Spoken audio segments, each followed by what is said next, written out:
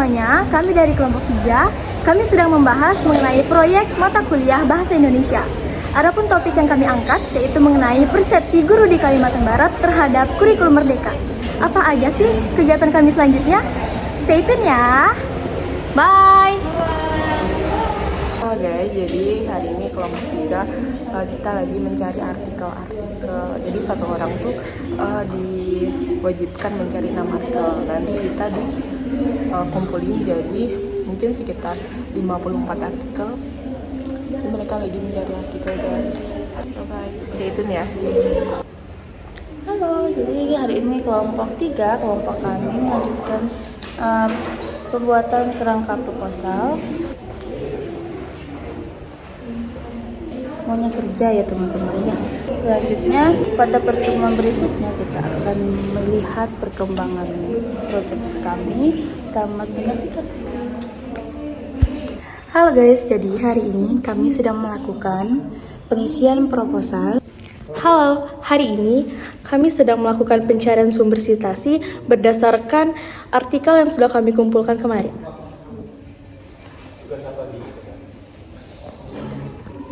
Halo guys, kita lagi dalam pembuatan cover dan penentuan wawancara guru sekolah dasar yang berada di Kalimantan Barat.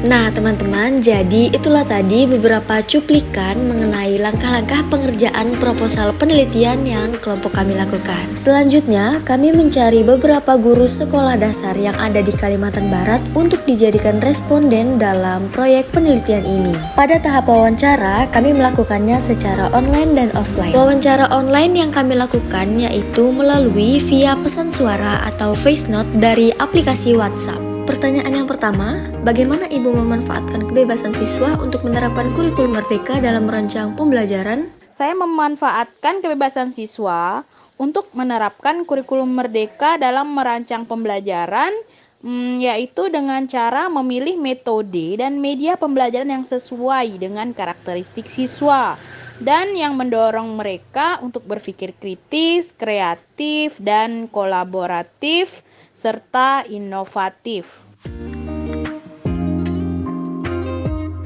Yang kedua, bagaimana respon siswa terhadap penerapan kurikulum merdeka di kelas yang Ibu ajar?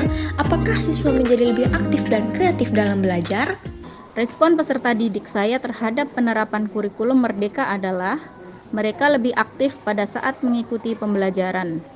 Karena pembelajaran yang saya terapkan berpusat pada peserta didik yang menggunakan metode dan media bervariasi. Yang ketiga, pembelajaran seperti apa saja yang sudah Ibu terapkan di kelas? Nah, saya sudah menerapkan pembelajaran diferensiasi di kelas, yaitu dengan memperhatikan tingkat kesiapan, minat, dan gaya belajar siswa. Yang terakhir, apakah pembelajaran yang Ibu terapkan tersebut membantu meningkatkan motivasi belajar siswa? Nah, ini sangat membantu karena dengan menerapkan pembelajaran berferensiasi, siswa menjadi lebih aktif dan kreatif sesuai dengan minatnya.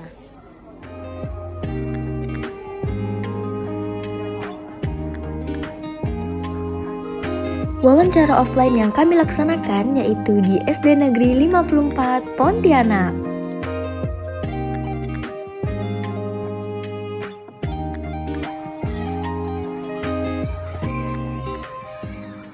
Halo Ketua, good morning. Halo, Gimana persiapan hari ini? lumayan menegangkan. Gimana Ibu? Kata-kata hari ini? Kata-kata hari ini, paham? Kami sedang berkunjung di SD 54 Jeruju. Halo semuanya. Nah, sekarang kami sudah berada di SD Negeri 54 Pontianak. Tujuan kami datang kemari adalah ingin mewawancarai beberapa guru mengenai kurikulum Merdeka Belajar. Seperti apa sih keseruan kita di sini, Wah? Seru banget. Guru-gurunya super baik, murid-muridnya juga ramah.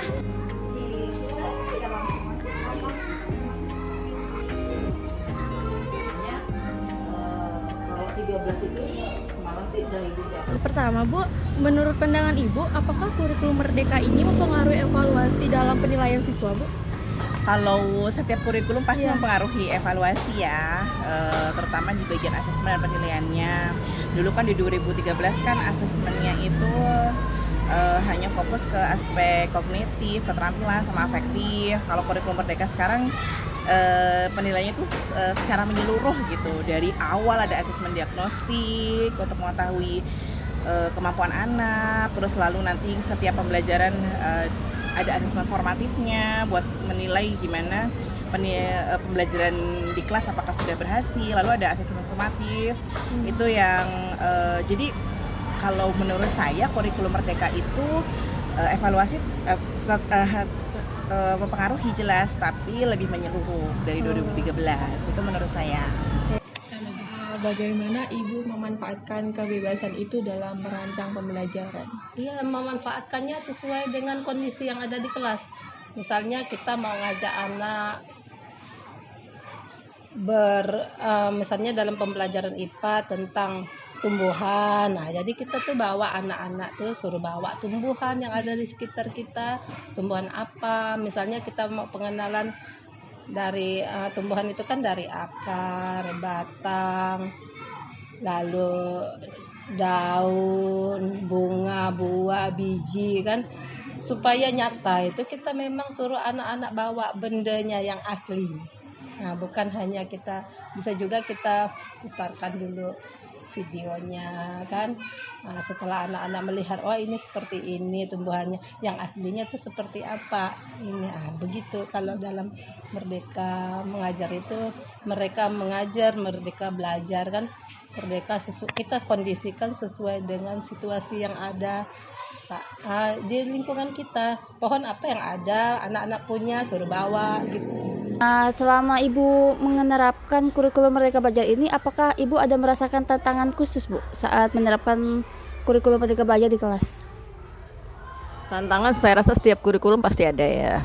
Baik itu kurikulum K13, kurikulum yang sebelum-sebelumnya juga, termasuk kurikulum Merdeka ini. Tantangan terbesar kalau kurikulum Merdeka ini ya bagaimana menyiapkan pembelajaran yang bermakna sih bagi siswa itu, jadi nggak monoton. Jadi yang membedakan dengan kurikulum sebelumnya, jadi kalau guru sudah menyiapkannya pembelajaran itu dengan baik, maka insya Allah tujuan pembelajarannya bisa tercapai dengan baik. Nah, tantangannya itu bagaimana supaya tujuan pembelajarannya itu bisa dicapai dengan baik, dengan pembelajaran bermakna, dan siswa ini enjoy belajarnya bagaimana. Nah, itu yang harus dipikirkan setiap hari kan, karena memang belajarnya setiap hari, dan satu hari itu bukan hanya satu pelajaran, satu hari itu bisa beberapa mapel.